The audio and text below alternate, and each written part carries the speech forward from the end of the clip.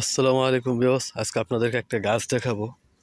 গাছটি হয়তো অনেকে দেখে চিনতে পারবেন, হয়তো অনেকে জানেন না।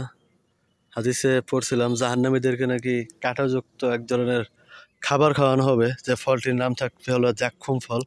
যে ফলটি নাকি এরকম কাঁটাযুক্ত থাকবে ফলটি দেখতে। তো এটাও কিন্তু সেরকম, মানে ফলের নাম আমি জানি না, কিন্তু এটাও ঠিক দেখতে সেরকম একটা গাছ। এটা আমাদের জমিতে আগাছা হিসাবে জন্মেছে, তো চোখে পড়লো।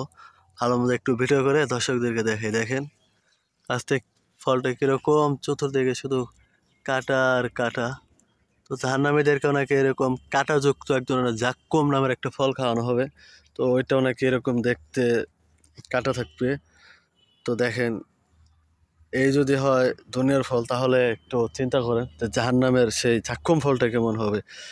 তো আসলে আল্লাহ দুনিয়ায় এত এত উদ্ভিদ গাছপালা সৃষ্টি করছে, এগুলো এমনি সৃষ্টি করা নাই। আসলে আল্লাহর প্রতিটা সৃষ্টি আমাদেরকে একটা না একটা মেসেজ দেয়। দেখেন এই যে পুরো গাছটা আপনাদেরকে একটু দূর থেকে দেখাই। দেখেন এই যে একটা জমি, এখানে ফসলের জমি, তো এখানে এটা আগাছা হিসাবে জন্মেছে।